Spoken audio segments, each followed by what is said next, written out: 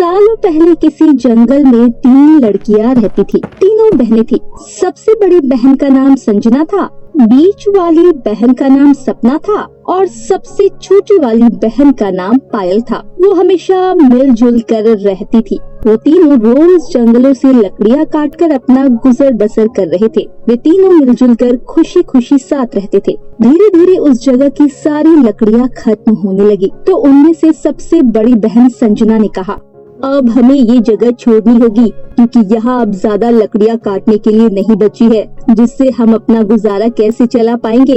यहाँ खाने के लिए अब कुछ भी नहीं बचा है, इसीलिए अब हमें यहाँ से चलना होगा। तब सबसे छोटी बहन पायल ने कहा, दीदी, नदी की दूसरी ओर एक ऐसी जगह है जहाँ चारों ओर बहुत सारी लकड़ियाँ ही लकड़ियाँ है। अगर हम वहाँ चले जाएं तो आराम से अपनी पूरी जिंदगी गुजार सकते हैं। हम वहाँ की सारी लकड़ियाँ बेचकर आराम से खुशी खुशी रह सकते हैं। तभी बीच वाली बहन सपना ने बोला, पायल, तुम्हारी बात तो सही है, लेकिन हम नदी पार नहीं कर पाएंगे क्योंकि नदी के बीच में बने पुल के नीचे एक राक्षस रहता है। वो वहाँ से गुजरने वाले हर किसी को खा जाता है। अगर हम वहाँ से जाएंगे तो वो राक्षस हम तीनों को खा जाएगा।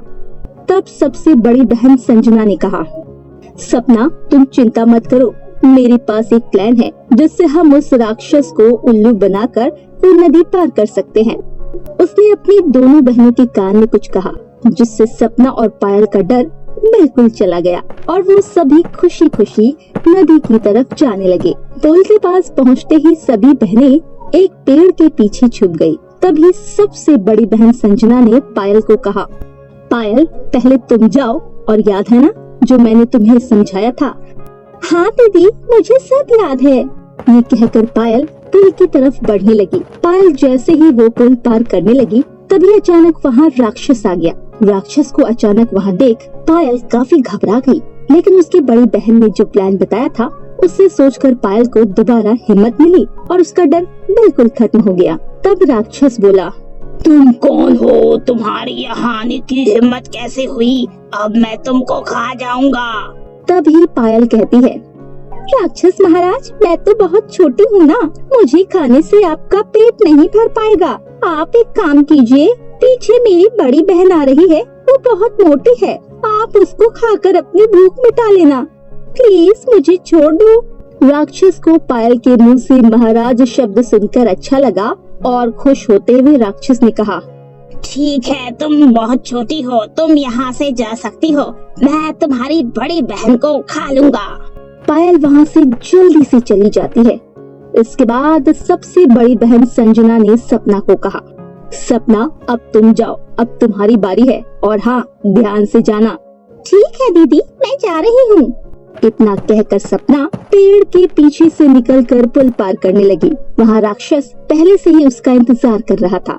सपना को देखकर राक्षस खुश हुआ और राक्षस ने सपना से कहा, आ जाओ लड़की, आज मैं तुमको खा जाऊंगा। अब तुम्हें मेरे हाथों से कोई नहीं बचा सकता। हा हा हा हा। तभी सपना ने घबरा कर कहा, हे राजा धीराज, मुझे खाकर आपको क्या मिलेगा? मैं तो आपके नाश्ते के बराबर भी नहीं हूँ। आप थोड़ा और इंतजार करें तो आपको ऐसी दावत मिलेगी कि आप कभी नहीं भूलेंगे। राक्षस ने उसकी बात सुनकर हैरानी से पूछा, वो कैसे? तब सपना ने कहा, पीछे से मेरी बड़ी बहन आ रही है, वो मेरी जैसी 10 लड़कियों के बराबर है। आप उसे कई दिनों तक आराम से खा सकते हैं और अपनी भूख मिटा सकते हैं। राक्षस ने उसके मुंह से राजा धीराज और मोटी लड़की की बात सुनकर उसे पुल पार करने की इजाजत दे दी। ठीक है, तुम इस पुल को पार कर सकती हो, मैं यही तुम्हारी बहन का इंतजार करता हूँ।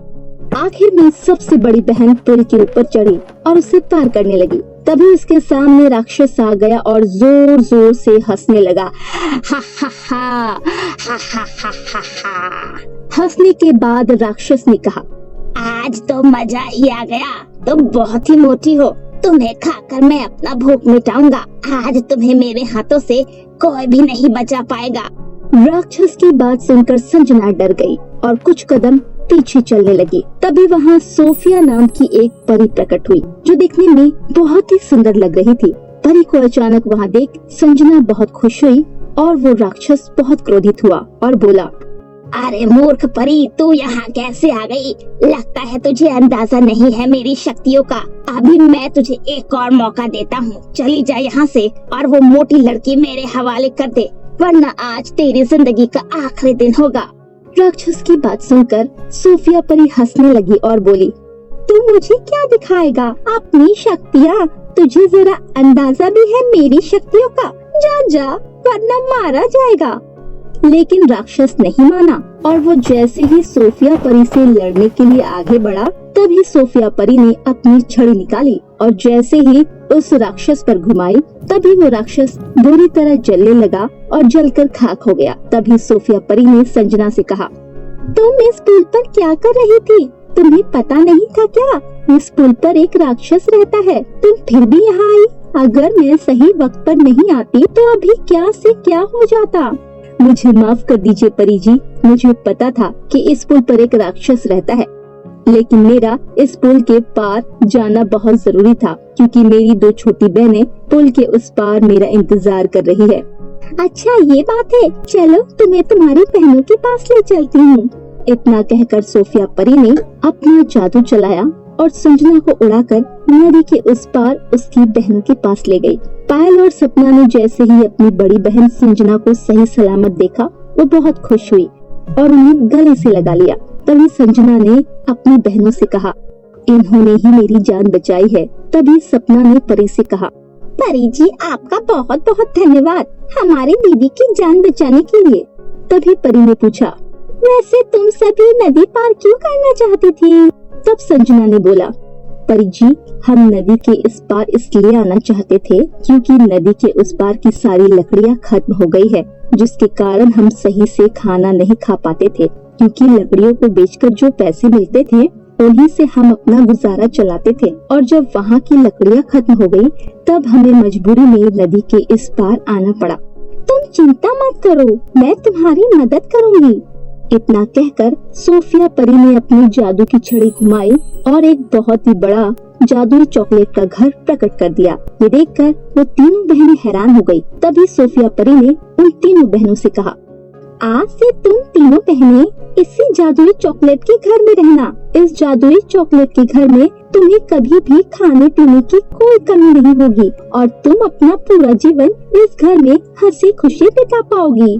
तब सबसे छोटी बहन पायल ने परी से कहा, आपका बहुत बहुत धन्यवाद परी जी, हम आपका ये उपकार कभी भी नहीं भूलेंगे। तब परी ने कहा, चलो ठीक है, मैं तुमसे मिलने आती रहा करूँगी, अभी मेरे जाने का समय हो गया है। इतना कहकर सोफिया परी वहाँ से अपने परलोक की ओर चली जाती है और उस दिन के बाद से तीनों बहनें हंसी खुशी उस जादुई चॉकलेट के घर में रहने लगती है।